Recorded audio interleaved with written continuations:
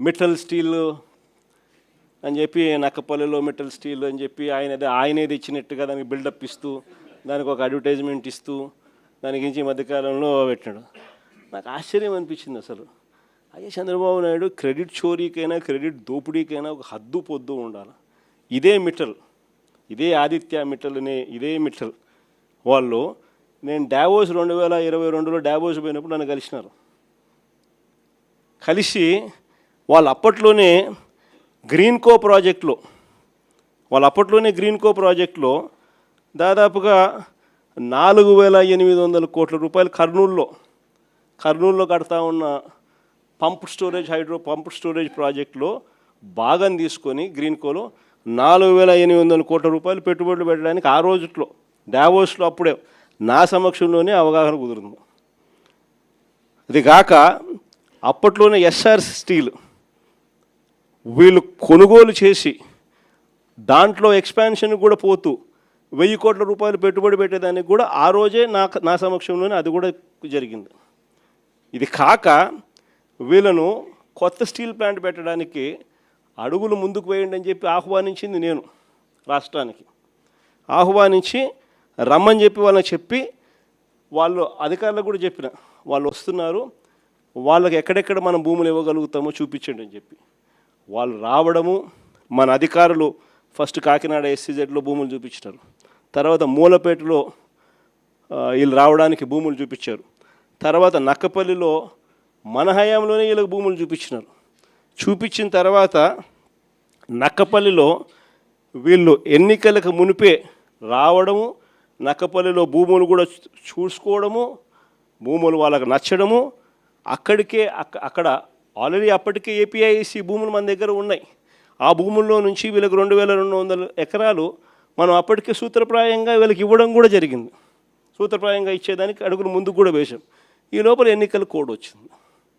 ఇది జరిగింది. ఇక్కడ చూస్తే ఎన్నికలు అయిపోయిన తర్వాత చంద్రబాబు నాయుడు గారు మనం అంత దూరం తీసుకొచ్చిన ప్రక్రియను ముందుకు తీసుకుపోయినాడు. అంతే ఈయన చేసింది. ఓ జూమ్ కాల్ పెట్టుకున్నాడు, మాట్లాడినాడు, అంతే. ఇప్పుడు చూస్తే పేపర్ చూస్తే ఏమనిపిస్తుంది, అసలు మిట్టల్ అనేవాడు చంద్రబాబు నాయుడు సుందర ముఖార విందాన్ని చూసి వచ్చినట్టుగా బిల్డప్. ఆ గూగుల్ కూడా అంతే, అప్పుడు కూడా అంతే. అదాన్ని తీసుకొచ్చింది మనం, గూగుల్ను తీసుకొచ్చింది మనం. ఏదన్నా చూసుకో.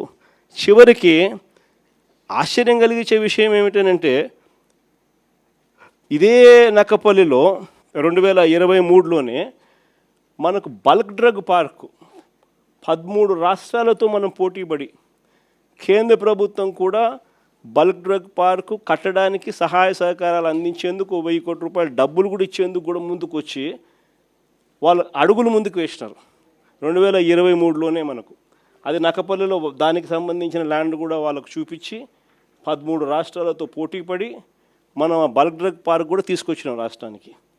ఇప్పటికీ 2023లో పార్క్ తీసుకొచ్చినాము.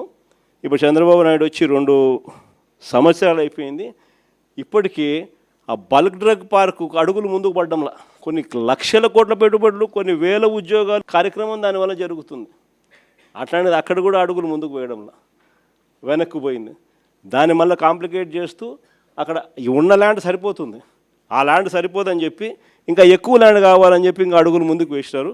వేసేసరికి కథ రివర్స్ అయింది. ఇట్లా ప్రతి దాంట్లోనూ కూడా అడుగులు ముందుకు వేయాల్సిన చోట ఈయనే కాంప్లికేషన్స్ క్రియేట్ చేస్తాడు, చేసి ఈయనే దాన్ని వెనక్కి తీసుకొని పోతాడు. ఇంతెందుకు, మన హయాంలోనే 3 పోర్టులు కడతా ఉన్నాం. మీ అందరికీ కూడా తెలిసిందే. రామాయపట్నం పోర్టు దాదాపుగా 80% మన హయాంలోనే పూర్తి చేసినాం. ఇంకా ఈ మిగిలింది 20%. మూలపేటలో మన హయాంలోనే పోర్టు 30% పూర్తి చేసినాం. మన హయాంలోనే ల్యాండ్లు పూర్తి చేసినాం, పర్మిషన్లు పూర్తి చేసినాం, ఫైనాన్షియల్ క్లోజర్ పూర్తి చేసినాం, డబ్బులకు ఇబ్బంది లేకోకుండా దానికి సపరేట్ బ్యాంక్ అకౌంట్ క్రియేట్ చేసి సపరేట్గా దానికి లోన్ శాంక్షన్ చేసి సపరేట్గా దానికోసం చేసినాం. మూలపేట అయినా, రామాయపట్నం పోర్ట్ అయినా, లేదా మచిలీపట్నం పోర్ట్ అయినా. మచిలీపట్నం కూడా 30% పూర్తి అయిపోయింది మన హయాంలోనే. ఈ రోజుకి 2 ఏళ్ళు అయిపోయింది. అన్ని చోట్ల పనులు ఆపేసినాడు. వీళ్ళకి సంబంధించిన వాళ్ళకి సబ్ కాంట్రాక్టులు, వీళ్ళకి సంబంధించిన వాళ్ళకే వాళ్ళని తప్పించి కాంట్రాక్ట్, వీళ్ళకి సంబంధించిన వాళ్ళకి కాంట్రాక్టులు. ఇప్పించుకోవడంతో కనీసం అదన్న పనులు జరుగుతున్నాయంటే లేదు, అది కూడా అయిపోయినా. ఏమంటే తొందరగా పని అయిపోతే జగన్ క్రెడిట్ వస్తుంది కాబట్టి పని ఆపు. పనులు ఆపి ఆడ చుట్టుపక్కల భూములు మళ్ళా వీళ్ళ మనుషుల చేత కొనుగోలు చేయించే కార్యక్రమాలు. మచిలీపట్నంలో వాళ్ళు మొత్తుకుంటున్నారు. ఉన్నదానికి ఆల్రెడీ ల్యాండ్ ఇచ్చినాం, ఆల్రెడీ పోర్టు జరుగుతూ ఉంది. చెన్నైలో పోర్టు ఎన్ని ఎకరాల్లో ఉంది చెన్నైలో పోర్టు. ఇక్కడ వీళ్ళకు 2000 ఎకరాల్లో పోర్టు కడతారు, పైన ఇచ్చినాం. పోర్టు కడతా ఉన్నారు, ఆపేసినాడు. ఇంకా ల్యాండ్ అక్విజిషన్ చేయాలంట. వీళ్ళ బినామీలందరినీ పంపించినాడు, భూములు కొనుగోలు చేసే కార్యక్రమం చేస్తూ ఉన్నాడు. దాని తర్వాత దాన్ని మొదలు పెడతాడంట. ప్రతి అడుగులోనూ కూడా నాకేంది అనే పద్ధతిలో రాష్ట్రాన్ని దోచుకోవడంతోనే ఈరోజు ఎక్కడ చూసినా కూడా అడుగులు జరగబడుతున్నాయి.